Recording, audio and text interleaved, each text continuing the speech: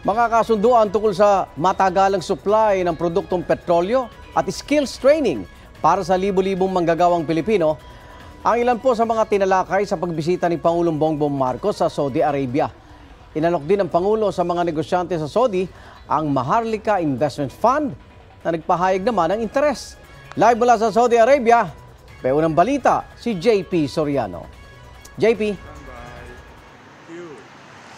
Igan, mga kapuso, magandang umaga po sa inyo dyan. Pero mas maaga po dito sa Riyadh, Saudi Arabia, kung saan tayo naroon ngayon. At pasado 2:00 pa lang na madaling araw dito. At ngayong araw nga po ay magiging busy ang schedule ni Pangulong Bongbong Marcos para sa kanyang dadaluhan na First ASEAN GCC Summit. Pero kagabi nga sa pagdalo niya sa isang business forum kaharap ang mga leader o business leaders ng Saudi, nagpahayag po ang Saudi Arabia na interesado sila na mag-invest sa Maharlika Investment Fund. Matapos linawin ni Pangulong Marcos na hindi suspendido ang Maharlika Investment Fund, inalok ito ng Pangulo sa Arab business leaders ng Kingdom of Saudi Arabia. Nakapulong niya ang mga negosyante sa isang roundtable meeting kasama ang Ministry of Investment ng Saudi bago ang magaganap na First ASEAN GCC Summit. At the forefront of these opportunities is the recently launched Maharlika Investment Fund, the Philippines' first ever sovereign investment fund designed to drive long-term economic development through increased investments in high-impact sectors. Sinigundahan naman ni Finance Secretary Benjamin Diokno ang paghihikayat sa mga Arab business leader para mamuhunan sa Maharlika Investment Fund. Ayon kay Diokno, dahil maraming Pilipino ang Islam, ay malaki raw ang potensyal ng isang Islamic banking. Sagot ng Ministry of Investment ng Saudi Arabia, interesado raw sila. We are joined by leaders in the sector from Saudi Arabia who are eager to hear more about the investment opportunities in one of ASEAN's most exciting markets and learn more about the newly launched Maharlika Investment Fund that you have launched under your administration. Pero habang wala pang katiyakan kung mamumuhunan ba talaga ang mga negosyante sa Saudi Arabia sa Maharlika Investment Fund, ang isa sa pinakamalaking kumpanya ng langis sa buong mundo na Saudi Aramco nakikipag-usap na raw sa kanilang mga partners sa Pilipinas para sa posibleng pangmatagalang pagsusupply ng langis at iba pang petroleum products sa bansa.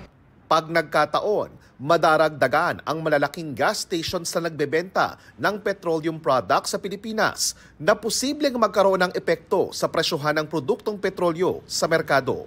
We are actively in discussion with a number of partners in the Philippines for long-term supply arrangements, and if we're lucky, inshallah, we will have one day an Aramco gas station or Aramco lubricants being sold directly to consumers in the Philippines.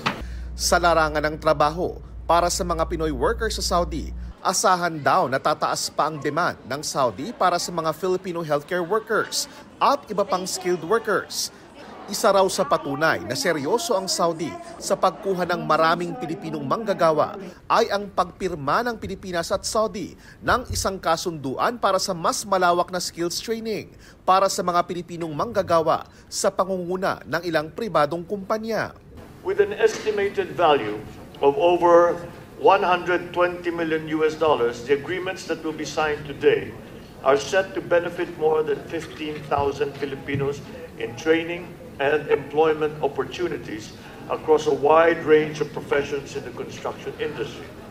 Gumugulong na rin daw ang posibilidad ng pag-i-invest ng bilyon-bilyong pisong US dollars sa Pilipinas sa field of maritime and trade logistics sa mga susunod na taon.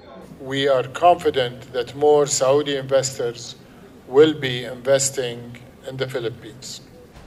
Nakapulong din ni Pangulong Marcos dito sa Riyadh si Prince Mohammed bin Abdulrahman bin Abdulaziz, ang Deputy Governor ng Riyadh. At Igan, sa kaparehong business forum na yan ay ipinagmalaki ni Pangulong Bongbong Marcos sa tumaas daw ang ating GDP ng ekonomiya ng Pilipinas sa 7.6%.